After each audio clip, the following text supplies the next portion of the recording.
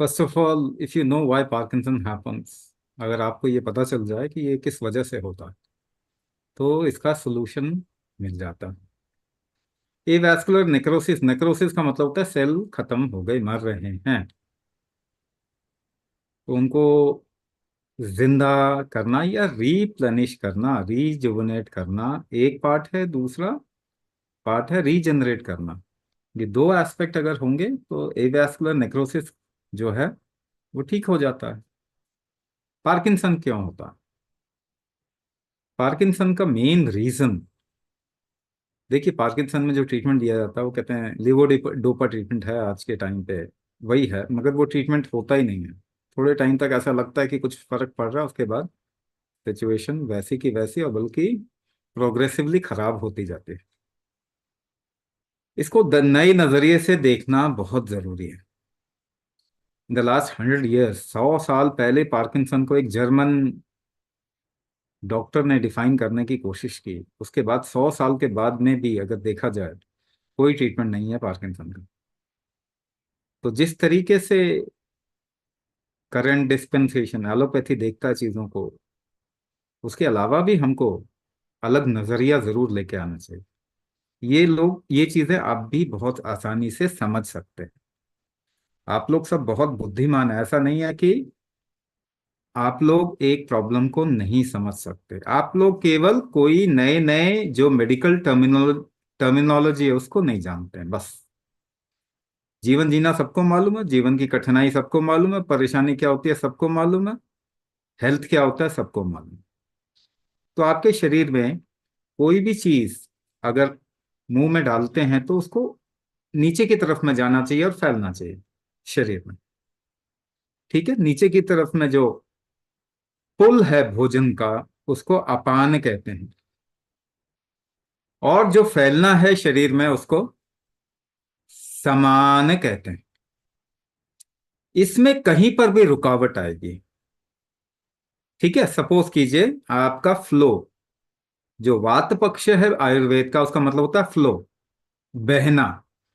तो फ्लो अगर नीचे की तरफ में रुकावट आ रही है, ठीक से नहीं जा पा रही, यानी नीचे पुल करने की अपान शक्ति कम है, तो होगा क्या? आप इसको एक एग्जाम्पल से समझिए कि पानी को अगर आप नीचे की तरफ बहाएंगे, बीच में रुकावट आ जाती है, नहीं बह रही, तो पानी कहाँ जाएगा? तो वहीं पे वो उल्टा जाने की कोशिश करता है। ठीक है ना? If the flow is not going downward, it will try to reverse. जो रिवर्स होता है उसको गुल्म कहते हैं। गोल हो गया, उल्टा चला गया। अब एक कंडीशन समझिए, नीचे की तरफ अगर नहीं जा रहा है तो ऐसे इंसान में कॉन्स्टिपेशन होगा। ज्यादा लंबे समय तक जिसको कॉन्स्टिपेशन होता है उसमें पार्किंसन की सिचुएशन होने या पार्किंसन होने के चांस होते हैं। ये आप किसी भी पार्किंसन के इंसान से पूछ लीजिए। ऊर्ध्वगत वायु यानी उल्टा हो गया, फ्लो उल्टा हो गया, ये पार्किंसन है। क्लियर कट समझिए, फ्लो उल्टा हो गया पार्किंसन है। इससे फिर ब्रेन की तरफ में न्यूट्रिशन नहीं पहुंचता, वहां पे डैमेज होता है, नसों का डैमेज होता है, क्योंकि ब्रेन कंट्रोल कर रहा है सारी नसों को, तो नसों का डैमेज होता है, कंट्रोल खत्म हो जाता है हाथ से। अब इसका इलाज दो तरीके से सीधे शब्द में बताऊंगा, आपको भी समझ में आएगा। पहला, सबसे आसान, पार्किंसन में हाथ पांव हिलते हैं, कंट्रोल में नहीं आते। अगर कोई पकड़ के आपका हाथ हिला रहा है, आप कैसे कंट्रोल करेंगे उसको? आप सब जानते हैं ये बात। आप सांस रोक के अपने शरीर, अपने उस हाथ को टाइट कर लेंगे। तो सांस रोकना आपके लिम्ब का, आपके हाथों का, पांव का कंट्रोल फैक्टर है, उसको बढ़ा देंगे तो पार्किंसन में ये कंपन जो है, कंपवात जिसे कहते हैं, ये कम हो जाएगा। पहला।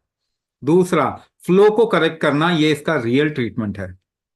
सबसे पहला मैंने बताया, कुंभक से क्या होगा? कुंभक सांस रोकने की शक्ति जैसे ही बढ़ाएंगे तो कंपवात, कंपन कम हो जाए, कंट्रोल ज्यादा हो जाए।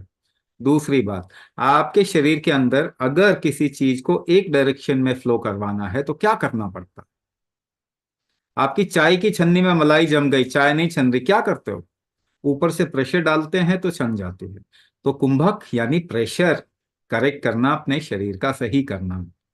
प्रेशर के जरिए ही ये ऊर्ध्वगत वायु या गुल्म जिसे हम कहते हैं उसको हम सीधा कर सकते हैं। इसका इलाज कुंभक ही है, इसके अलावा कोई और इलाज है ही नहीं। आप सारी दुनिया घूम के आ जाइए।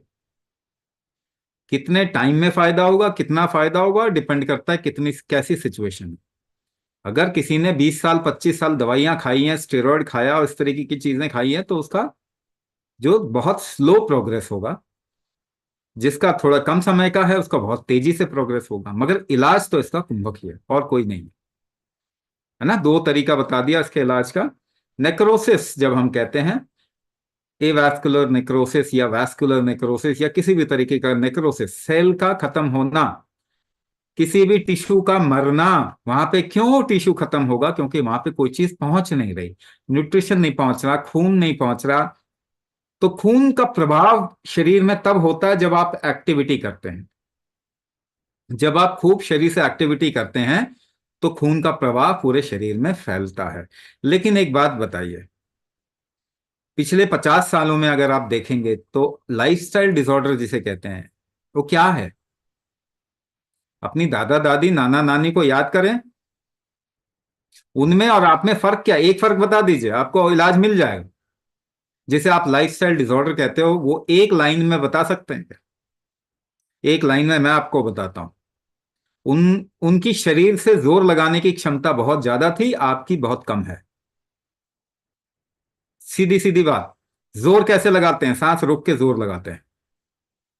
तो कुंभक की वजह से क्या होगा? आपके शरीर में खून का प्रवाह हर जगह, न्यूट्रिशन का प्रवाह हर जगह फैलेगा और ये नेक्रोसिस की सिचुएशन जो है वो ठीक हो जाएगी।